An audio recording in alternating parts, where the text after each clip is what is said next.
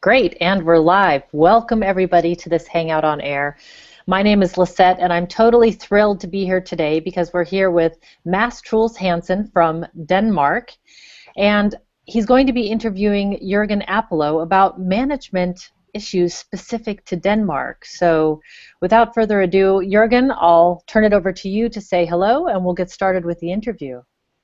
All right, thank you, Lisette. So yeah, it's great to be online again, and happy to be talking with Mes. We've seen each other a couple of times when I did my workshops in Denmark, and Mes is one of the licensed management 3.0 facilitators. So Mes has promised to ask me some challenging questions about my new work. I hope. So I hand it over to you, Mes. Thank you. And as you said, I work in Denmark as an Agile coach and Scrum trainer, and I work with a lot of companies. Before going into the level of Denmark, I know you're traveling around the world. I think you're one of the most busy men I know. So I would start by asking you, do you have any favorite stories when you are visiting different countries or different companies, some of the same good story that you actually are telling around the world? Well, do I have some favorite stories? I have plenty of stories. Is there any specific topic that you want me to share a story? Maybe regarding transformations and companies trying to adopt Agile and see challenges with the current structure and the view of management, and because I see this a lot in Denmark. It's not that hard to get teams to work in an agile way, but when it grows up in the organization, there's a lot of challenges coming up. Right. So, well, that's an interesting one. I can share a bit of my own experience when I was development manager at the company of about 150, 200 people at the time. I introduced Scrum. That was because I believed in it, and I had authority from top management, from the CEO, because he trusted me. And I think that is the most important thing to achieve first.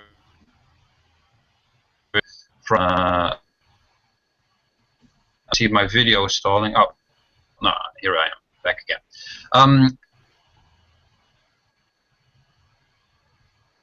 When people introduce ideas into organizations, they fail to first arrive at a trusting relationship with the people who are about to be confronted with the new idea. And I had to gain trust with my top manager first, in various ways, delivering on commitment, for example. So my very first project that I did, I was project manager for that project. I delivered on commitment. I was able to make the deadline and keep the customer happy at the same time, while everything was changing every week. But I did it in a relatively agile way without using the word Scrum or anything, and this generated trust with my top manager. And then I was able to introduce other changes because I had arrived at a trustful relationship. So that is one example that I share from my personal experience of introducing change. Whenever you change organizations or you want to introduce new ideas, people will resist unless they believe in you. And you have to somehow gain trust in any way, and the best way to gain trust with people is to deliver on earlier commitments. So to have made small promises that you committed to deliver and that you have actually pulled off, and then you can introduce new ideas. Yeah, not too big promises. Yes, well, that is one thing that, for example, David Anderson of the Kanban fame has said in his book. One thing that Kanban enables you to do, and other agile methods as well, is commit on many small deliveries. Yeah. Instead of committing to one big delivery, which is then very hard to pull off. With agile methods, you're actually able to deliver on many small deliveries, and this creates trust over time. And the same with Scrum. Yes, yeah. I'm also a professional Scrum trainer, so I would say this is also what you should expect with Scrum. Exactly. Yeah. Same with Scrum, but I read it in the Kanban book, so that's why I mean. Yeah. But I think this is something that I often see in large organizations. It goes up to a level where there's a manager. Actually, they think this is what we want, and then in the organization below that manager, then the change can start. But I also tend to work with larger organizations where there's a lot of managers across the organization, not just a couple of hundreds, it may be many thousands.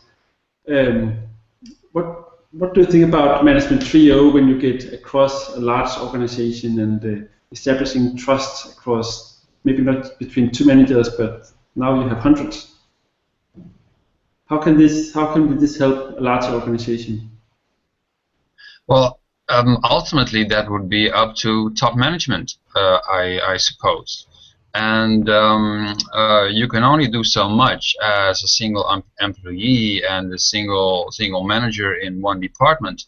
If you need an entire organization to change, then at one point you need the top of the organization to believe in the idea as well, and to be really committed to transform into an agile organization.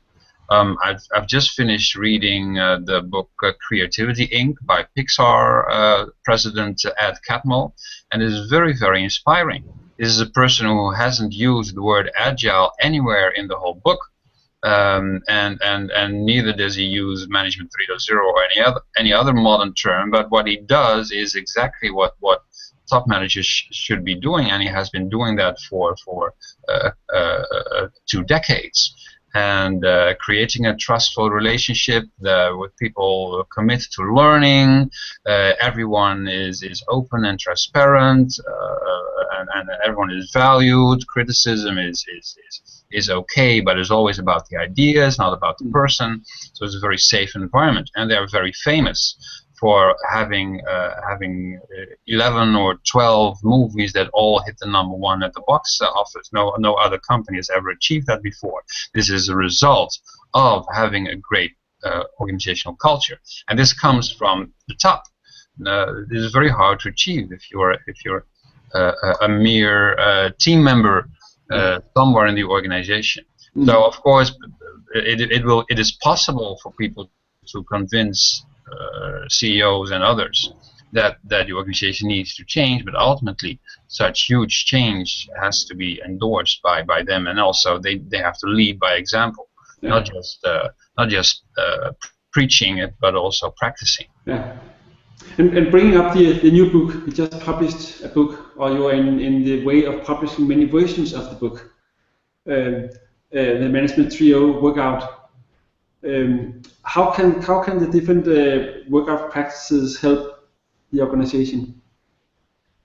So I wrote in my book all kinds of ideas that I picked up from basically all around the world, and from lots of articles and books that I read in the last couple of years. So they tend to be relatively new ideas that inspire people. At least they inspired me.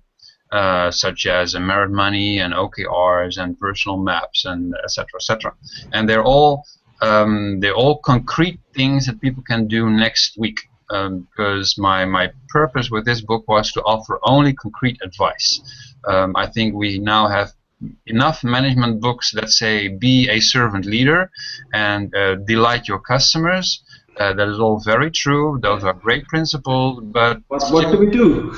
Yes, but still people have no idea what to do on Tuesday afternoon. How can you be a servant leader on Tuesday afternoon? Well, as one of my best friends says, he is a manager in San Francisco, he says, I bring coffee to my team. I pay them lunch. And that great example of being a servant leader. It's a very practical, concrete suggestion. He says it works like magic. He says, I have a candy jar on my desk. Everyone knows that I have candies So they just have to pop by and grab in the jar, and then I talk to them.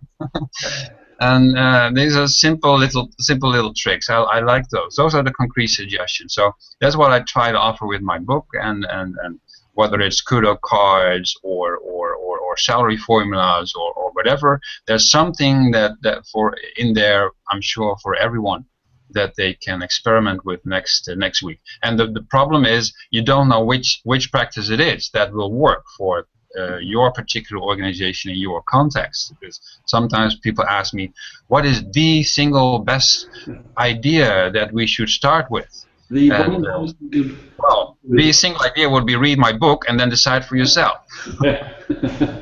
And speaking of that, indeed. Yeah. In Denmark, I have seen a trend during the last half year where larger and larger organizations are starting to adopt agile thinking, start trying to do agile transformations. But there's a challenge also getting the management side part of it.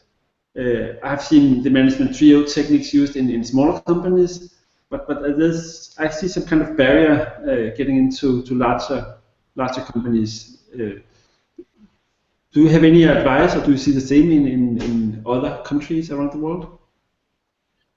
I see the same, or I hear the same. People report that it is so very hard to change big organizations, and I still think that we shouldn't give up. But I also at the same time believe that it's very, very hard, and sometimes it may not even be worth the trouble.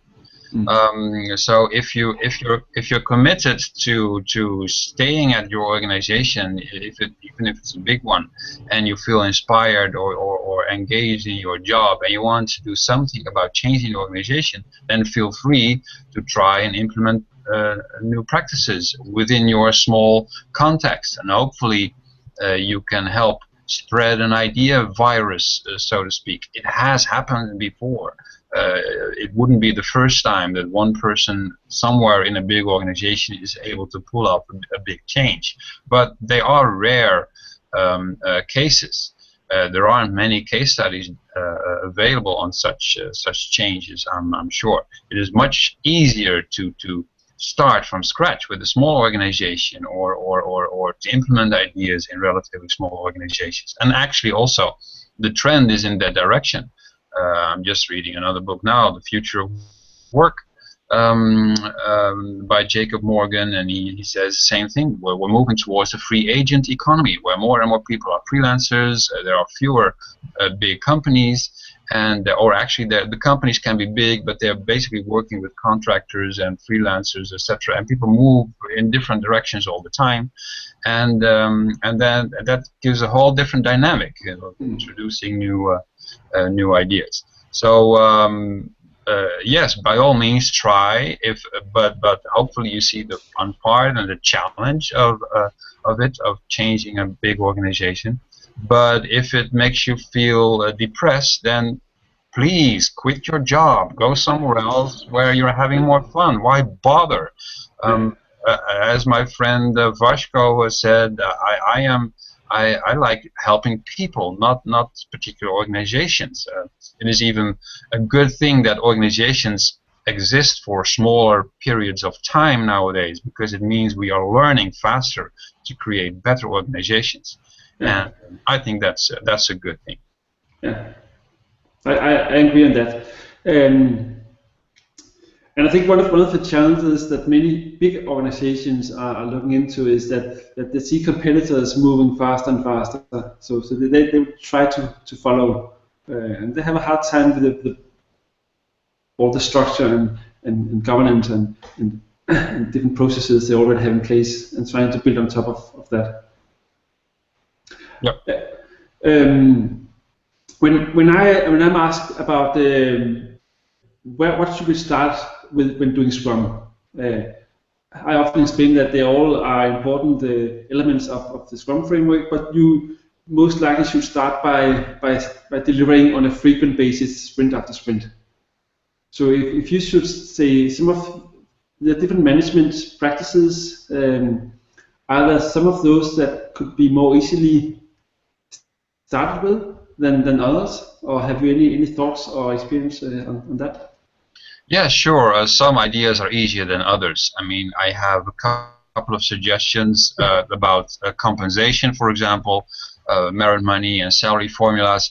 Those are hard. I know that it is not easy for anyone to simply start and changing the way people get paid in organizations. But there are other ideas that are very, very easy. The easiest ones are the ideas that do not change anything but just make things visible. So, for example, a delegation board. If you simply put up a board with delegation areas and delegation levels, and you discuss per key decision area, what is the current level of delegation that we have here? How about asking for vacation days? Do we need permission from management, or we decide as a team, or can we decide for ourselves per person? What about technologies? What about coming into the office and leaving, or the times that we work, etc., etc. So you can define that, and it is much like Scrum and Kanban visualize the workflow. You can also visualize empowerment and self-organization by putting up a delegation board, and you're not changing anything.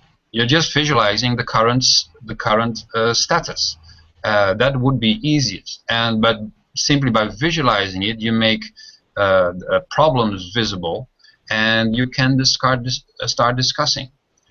So that is one suggestion that is relatively easy to implement. Yeah, and I see a lot of Scrum Masters and Agile coaches that have interest in the management GO practices. Is this still a trend around the world? Or is it also being more going into to management, line managers high up in the organization? Well, I wouldn't dare to say that it is a trend. We would have to look up Google Trends to find out if there actually, if we can actually see a trend. But I do see that my books are being sold quite well, and it's getting better, not worse. So that's a good sign, I suppose. And I get more invitations to speak at conferences. So that's the only thing that I can see from my perspective. I cannot see where people implement ideas. I am regularly surprised to hear that people have introduced an idea that I described in one of my early articles, and they never told me.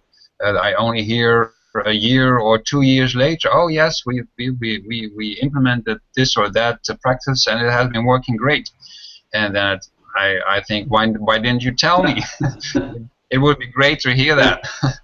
But apparently not everyone does, and that's okay. So, but from my perspective, I cannot see everything that is happening. So, but what I can see is that my mailbox is full every day. That's a good sign. And I only hope it will be more of that with the new book that has just come out.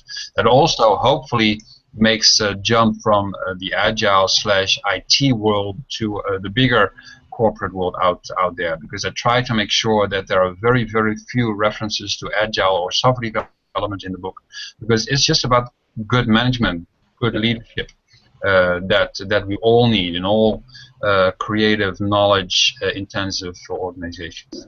So basically not just in software organizations, IT organizations, but many knowledge organizations, creative organizations. Yes, correct.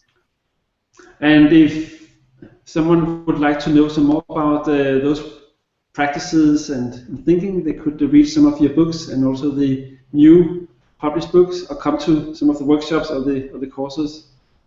Yes. We soon have one in Denmark.